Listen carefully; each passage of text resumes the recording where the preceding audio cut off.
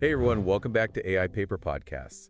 Today we're diving deep into Microsoft Quantum's roadmap for building fault-tolerant quantum computers. It's an ambitious plan, for sure, but it lays out concrete steps and device designs to try and prove this tech can actually work. We're talking about a future where quantum computers lack in the face of errors. And the key to this is these mind-bending particles called Majorana zero modes. It's cutting-edge stuff. Before we get into the details, can you give us a quick rundown of what Majorana zero modes even are? I mean, when we hear particle that acts as its own antiparticle, it sounds like science fiction. It does sound like science fiction, but the reality is even more mind-boggling. You see, these Majorana zero modes, or MZMs, exist in a superposition of states, both particle and antiparticle simultaneously. They defy the conventional rules of physics, and that's what makes them so powerful for quantum computing. Right, because this bizarre nature is what allows them to form these topological qubits. Right, instead of being encoded in the energy levels of a particle, which are very fragile and prone to errors. Exactly. With topological qubits, the information is encoded in the way these MZMs are braided together, making them inherently robust and resistant to errors. That's a great way to put it, braiding information into reality. It's a pretty accurate analogy. This roadmap isn't just theoretical, though. It outlines a series of increasingly complex devices designed to prove the viability of MZM-based quantum computing. They're putting their money where their mouth is, so to speak. So let's start with the foundation, the building block of their architecture, the Tetron. What makes it so special? The Tetron is essentially a qubit made from 4 MZMs. They're located at the ends of 2 topological superconducting wires. Visually, you can picture 2 parallel wires joined by a simpler superconducting segment to form an island with charging energy. Okay, so I'm picturing it. What's so special about that? Well, this design is significant because it allows for multi-qubit Pauli measurements as its native instruction set. And that's a huge advantage for error correction. Think of it like having a built-in error-checking mechanism at the most fundamental level of the computer. It's like having a spell checker for your quantum calculations built right into the hardware itself. Exactly. Incredible. So the first device in this roadmap focuses on validating this single-qubit tetron.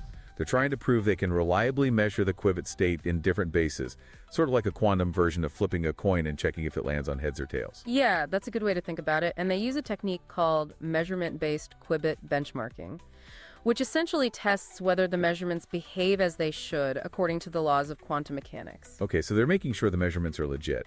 But how do they actually do that? What are they looking for? They focus on 2 key error metrics. First, how well the measurements approximate the ideal, and second, how close they are to having what they called mutually unbiased bases. Now, I know mutually unbiased bases might sound like jargon to some of our listeners, so could you break that down a bit? Why is it important for accurate measurements? Sure, imagine you're trying to measure the position and momentum of a particle.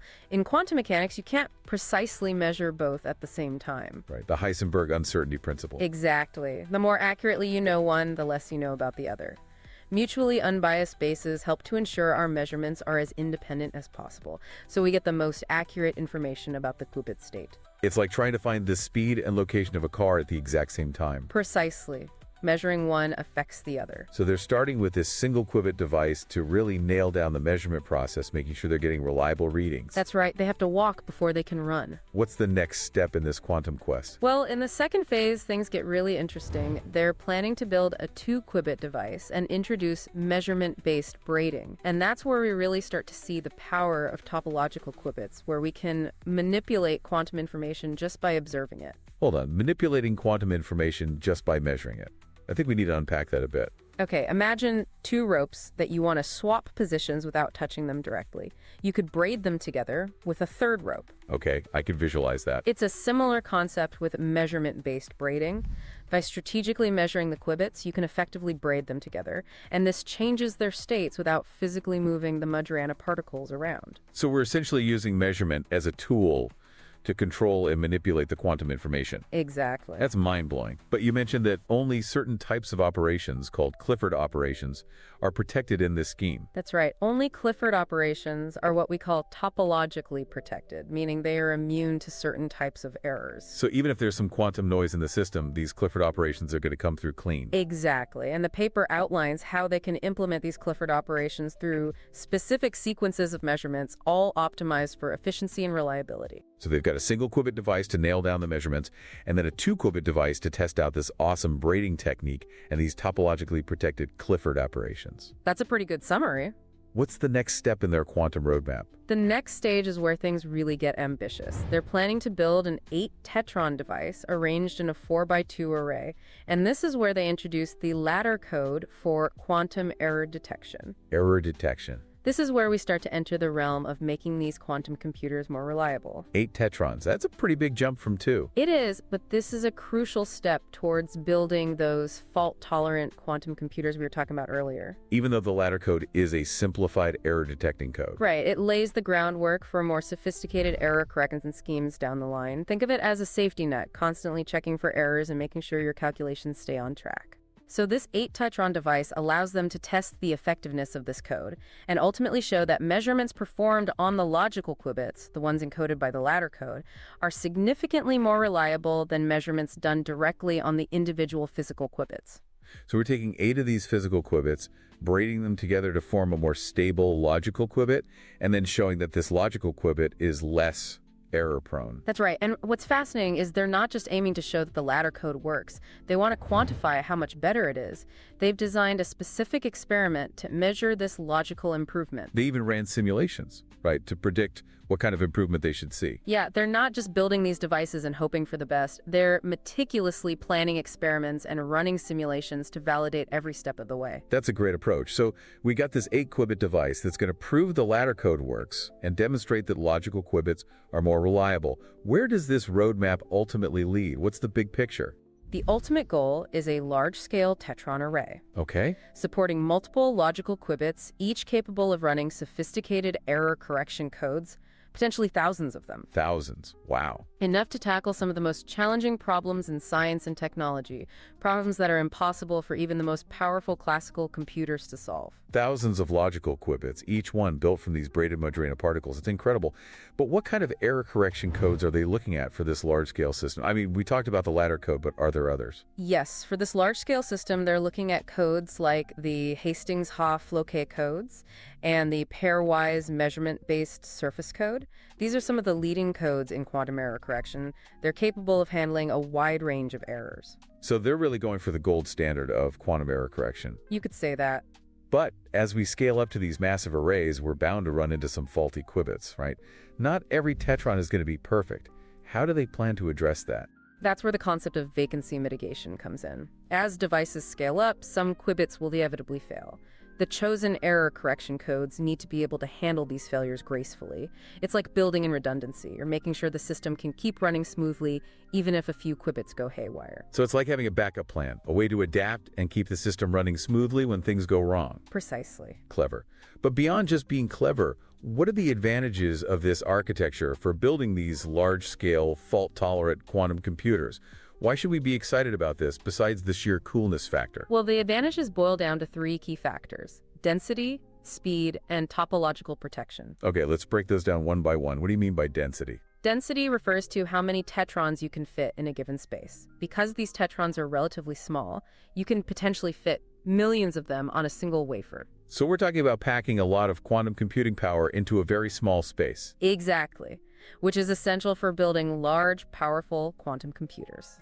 What about speed? How fast can these tetron-based quantum computers perform operations? Operations in this architecture can happen on a microsecond timescale. So we've got density, we've got speed, and the third advantage was topological protection, right? Right. Remember how we talked about information being braided into the fabric of reality? Well, this braiding makes these qubits inherently resistant to errors, and as we improve parameters like the topological gap and wire length, those error rates are suppressed even further. So it's not just about building a fast and compact quantum computer, it's about building one that's incredibly reliable. Precisely. So we've covered a lot of ground here. We've talked about the unique properties of Majorana zero modes, the power of measurement-based braiding, and this 3-pronged approach to building fault-tolerant quantum computers. It's a lot to digest, even for our technically savvy audience. But before we move on to the more specific details of the devices and experiments, I want to step back and appreciate the big picture here. What are the key takeaways from this deep dive? What do our listeners really need to remember about this research? Well, I think the most important takeaway is that Microsoft is offering a really compelling path towards fault-tolerant quantum computing. By leveraging these unique properties of Majorana zero modes, this isn't just theoretical anymore. They're building devices, running experiments, and proving that this technology can work. And while there are still challenges ahead, this roadmap gives us a glimpse into a future where quantum computers can finally live up to their full potential. It's like they've taken this incredibly complex, almost abstract concept of topological quantum computing and turned it into a tangible plan, a step-by-step guide to building the future of computing. Exactly. And while it's still early days, the potential is enormous. Oh, absolutely. The potential applications are mind-boggling. Drug discovery, material science, artificial intelligence, cryptography, all fields that could be revolutionized by the power of fault-tolerant quantum computers. Well said. Now, in the next part of our deep dive, we'll be taking a closer look at the specific devices Microsoft is building and the experiments they're running to validate this roadmap. So stay tuned, folks. We're about to get even deeper into the fascinating world of topological quantum computing. Welcome back to AI Paper Podcasts. Before the break, we talked about Microsoft's roadmap for building fault-tolerant quantum computers using Majorana zero modes. And we touched on the hardware side of things, those tetrons, the braiding, the engineering challenges they're facing. Right. Now, let's take a closer look at how they actually plan to build these devices. Yeah, I'm really curious to dig deeper into the actual engineering challenges. We talked about the tetron as the building block. What actually goes into making one of these things? What are the key components? Building a tetron is really a monumental task. It's pushing the boundaries of nanotechnology. It all starts with topological superconducting wires, these specially engineered materials that host the Majorana zero modes at their ends. Okay, so these wires are kind of like the stage for the Majorana particles to dance on. You could think of it that way. But how do we actually create these special wires in the first place? That's where material science and nanofabrication come in. These wires are typically made from semiconducting nanowires coupled with superconductors. It's a very delicate process. Requires atomic-level precision. It sounds incredibly complex. And we're not just talking about creating the wires. We're talking about controlling them, manipulating them to create these tetrons and perform these braiding operations. You got it. And that's where another key component comes in. Quantum dots. These are tiny nanometer-sized regions within the wire where you can trap individual electrons. So these quantum dots act like tiny cages for the electrons, allowing us to manipulate them. Exactly. By carefully controlling the voltages applied to these quantum dots, we can move the Majorana zero modes around, effectively braiding them together. It's like we're manipulating these particles with microscopic tweezers, but we need to be able to measure them as well to read the information encoded in their states. Of course. To do that, they use a technique called quantum capacitance measurement. It leverages these microwave resonators to detect tiny changes in the electrical properties of the tetron. It's like using ultra-sensitive radio waves to probe a quantum world. Wow, that's pretty incredible. But we also have to consider the environment these tetrons are operating in. We're talking about the quantum world, which is very sensitive to noise. How do they make an environment stable enough to allow these qubits to function reliably? That's a big challenge. These devices need to operate at extremely low temperatures, just a fraction of a degree above absolute zero. So we're talking about colder than the vacuum of space. Colder, yeah. They use sophisticated cryogenic systems to achieve these ultra-low temperatures. It's like building a fortress around these qubits, protecting them from the chaos of the outside world. So we've got these superconducting wires, the quantum dots, the measurement apparatus, and this incredibly cold, controlled environment. It all sounds incredibly complex and challenging. It is. But the potential results are worth the effort. Imagine a world where we can design new drugs with atomic precision, simulate the behavior of complex molecules, and develop new materials with properties that defy our current understanding. That sounds pretty amazing. Okay, so we've got a sense of the basic building blocks and the environmental challenges. But what about the actual devices? The roadmap outlines a series of increasingly complex devices, each designed to test a specific aspect of the architecture. Can you walk us through them? Sure. They start with a single-qubit tetron device. Right. It's designed to validate that they can actually create a stable, controllable tetron and reliably infer its state. So it's kind of like their proof of concept, showing that they can build one of these things and make it work. Exactly. And they use that measurement-based qubit benchmarking that we talked about earlier to rigorously characterize the behavior of this single-qubit tetron, making sure it matches theoretical predictions. Okay, so they've got their single-qubit device. What's next? Next comes a two-qubit device. This one takes things to the next level because it allows them to explore that measurement-based braiding. Right, this is where we can manipulate quantum information just by observing it. Right, it's a really mind-bending concept. Imagine you're trying to swap the positions of those two ropes again, but without touching them directly. By strategically measuring the qubits, we can braid them together, and it changes their states without needing to physically move the Majorana particles. It's such an elegant and powerful concept.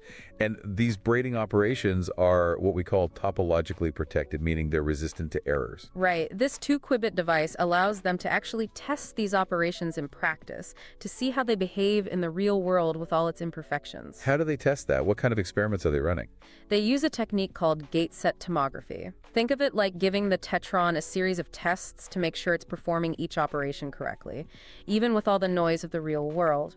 Right, so they're basically putting this two-qubit system through a rigorous quality assurance process, making sure it can reliably perform the operations needed for building more complex quantum algorithms. Exactly, and the results from these experiments are going to be really important, especially for the design and development of the more complex devices down the line. Which is the Eight-Qubit system, right? That's the next device on their roadmap. Right, and this one marks a major step towards demonstrating fault-tolerant quantum computing. Because that's where they introduced the ladder code for quantum error detection, right? Yes. With 8 tetrons arranged in a 4x2 array, they can implement this code and demonstrate what's called logical improvement, which means they can show that measurements performed on the logical qubits are much more reliable than measurements done on the individual physical qubits. So they're building a more robust qubit by weaving together these 8 physical qubits using the ladder code. Exactly. But the ladder code is really just the beginning. It's a stepping stone to more sophisticated error correction schemes.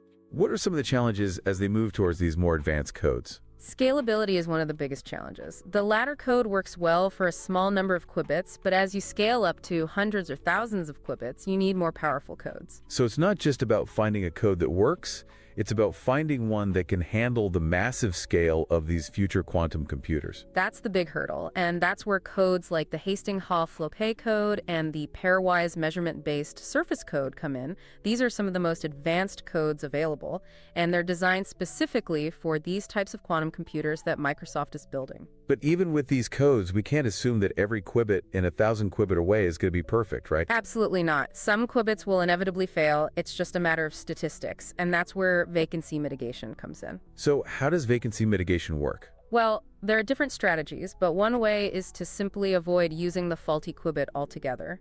By rerouting the quantum information around the faulty qubit, you can prevent it from disrupting the computation. So it's like putting up a detour sign around a roadblock in the quantum circuit. You could think of it that way. But that seems like it would add complexity to the system. Wouldn't it be better to try and fix the faulty qubit? In some cases, that might be possible, but qubit repair is a very complex process. It's often much more efficient to simply work around the problem. It's about finding the most practical and efficient solutions. Exactly. Vacancy mitigation is all about designing systems that can adapt and function reliably, even in the presence of imperfections. Okay, so they've got a plan for dealing with faulty qubits. But as they scale up to these massive arrays with thousands of logical qubits, they're also going to be dealing with a huge amount of data, right? How do they address the data management challenges that come with building these large-scale quantum computers? That's a great point. It's often overlooked. Data management is absolutely essential for building and operating these large-scale quantum computers. You need efficient ways to store, process, and analyze all of that quantum information.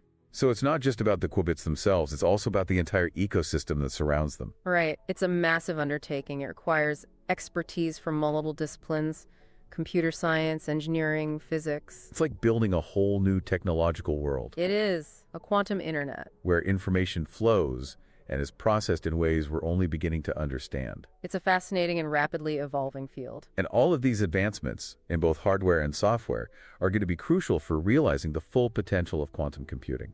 It's an exciting time to be following this field. Absolutely. And this research from Microsoft is a testament to that progress. They're not just dreaming about the future of quantum computing, they're actively building it. That's what makes this roadmap so compelling. It's a vision backed by a concrete plan. A step-by-step guide to a future where fault-tolerant quantum computing is a reality. Well, let's move on to part 3, where we will be taking a closer look at quantum algorithms and the potential applications of this groundbreaking technology. Welcome back to AI Paper Podcast. We've spent the last 2 segments diving deep into the hardware side of Microsoft Quantum's roadmap, the tetrons, the braiding, all those engineering challenges. Yeah, all the nuts and bolts. But a quantum computer is only as good as the software it runs. So let's shift gears and talk about the algorithms that will unlock the power of these fault-tolerant quantum computers. It's a good point. We could have the most stable, error-corrected quantum computer in the world. Right. But without the right algorithms, it's not much use. Exactly. So what kind of algorithms are we talking about here? Are these just like souped-up versions of the algorithms we use on classical computers? Not quite. We're talking about something completely different. Quantum algorithms exploit the unique properties of quantum mechanics, superposition, entanglement to perform calculations that are simply impossible for classical computers. Okay, so it's not just about speeding up existing calculations, it's about opening up new possibilities. Can you give us some examples? What kind of problems can these quantum algorithms tackle that are just out of reach for classical computers? One of the most famous examples is Schor's algorithm. It can factor large numbers exponentially faster than any known classical algorithm. Factoring large numbers. Okay, why is that so important? Well, most of our online security, our encryption methods, rely on the difficulty of factoring large numbers. It's what keeps our online transactions secure, our passwords safe. But Schor's algorithm, running on a powerful enough quantum computer, could crack those codes. So you're saying that our current encryption methods could become obsolete? Potentially, yes. It's one of the driving forces behind the research into post-quantum cryptography. These are new encryption methods that are hopefully resistant to even quantum computers. Like a cryptographic arms race, constantly trying to stay one step ahead. Exactly. Okay, cryptography is one area where quantum algorithms could have a big impact. What are some other fields? Drug discovery is another one. Simulating the behavior of molecules is incredibly computationally intensive for classical computers. Right?